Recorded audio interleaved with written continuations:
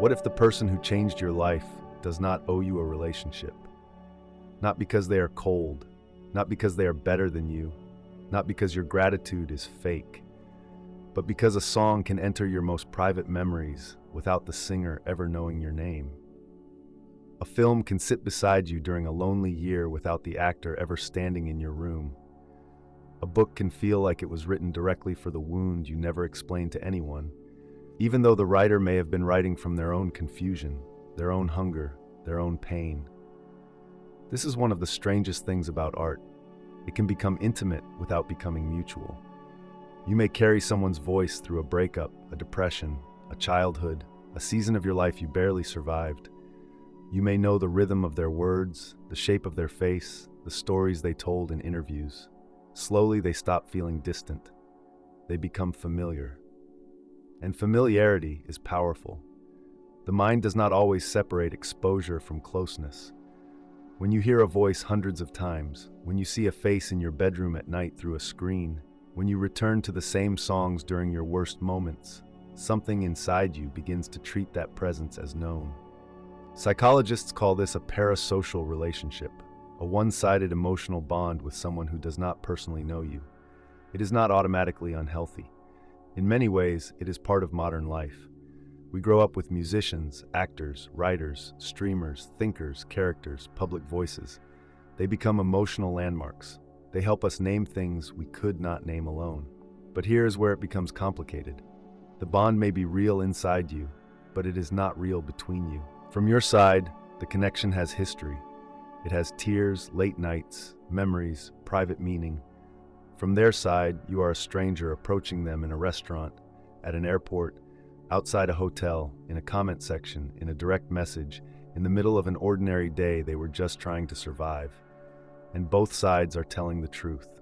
You are not wrong to feel grateful. They are not wrong to need space. Picture this quietly. You are eating dinner with someone you love. You are tired. Your phone has been buzzing all day. Your face has been analyzed, your words clipped, your kindness expected, your silence interpreted. A stranger walks up to you with wet eyes and says, "You saved my life." What do you do with that? If you smile too little, you are arrogant. If you rush the moment, you are ungrateful. If you set a boundary, you are rude. If you give too much, another person asks for the same, and then another, until your private life becomes a public resource. This is the hidden cost of becoming a symbol. People no longer meet only you. They meet what you represent inside them. A musician is not just a musician anymore. They are someone's adolescence, someone's dead friend, someone's first love, someone's rebellion, someone's reason for not giving up. A filmmaker becomes a doorway into meaning. A writer becomes proof that someone understood. And the more powerful the work is, the easier it becomes to forget the person behind it is not the same as the role they play in your life. The artist created the work, but once the work leaves them, it starts living inside other people. It collects new meanings. A song written in one small room can become the soundtrack to millions of lives. A line written from heartbreak can become someone else's courage. Something born from pain can become comfort to people the artist will never meet. That is beautiful. It is also dangerous, because the public often wants the artist to match the emotional perfection of the work. If the song was tender, the singer must be tender. If the book was wise, the writer must be wise. If the performance felt deep, the actor must be deep. If the art helped you heal, the artist must be safe, kind, available, grateful, and endlessly patient. But great art does not prove a perfect person. It proves that for a moment, someone was able to transform something internal into form. That form may be clearer than the person who made it. The song may be more graceful than the singer. The book may be more honest than the writer. Art can come from love, but also from lack, discipline, obsession, envy, grief, loneliness, pressure, or the need to turn chaos into something that can be held. We like to imagine genius as a gift descending from the sky, but most of the time, even talent has a workshop behind it. Repetition, failure, years of being ignored, drafts thrown away, empty rooms, private doubts.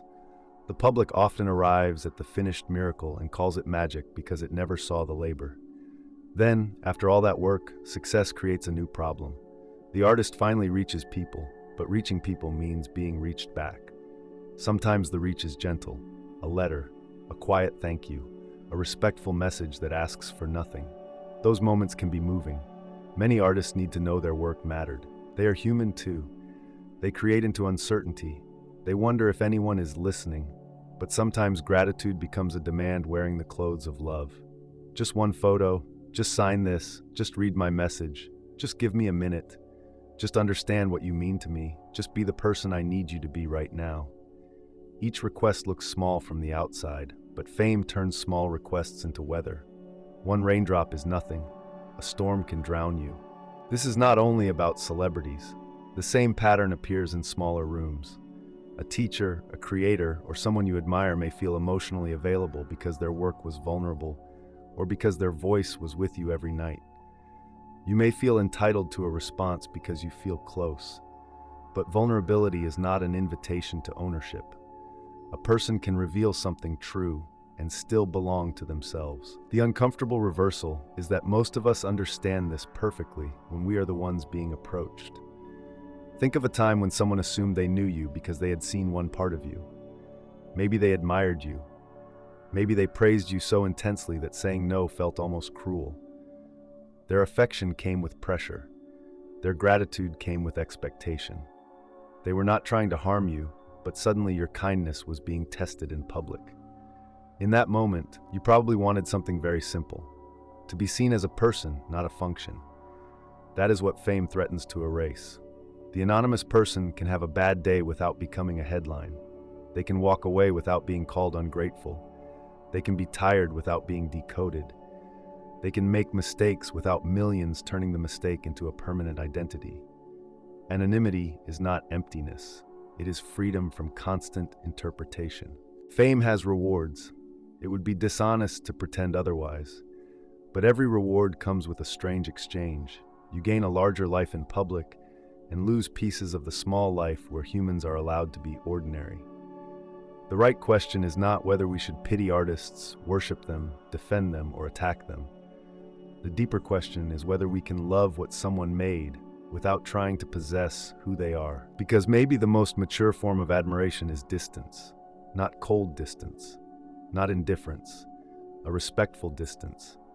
The kind that says, this work mattered to me, and still, the person who made it has the right to be tired, flawed, private, inconsistent, unavailable, and human. You can be grateful without demanding access. You can be moved without turning someone into a saint.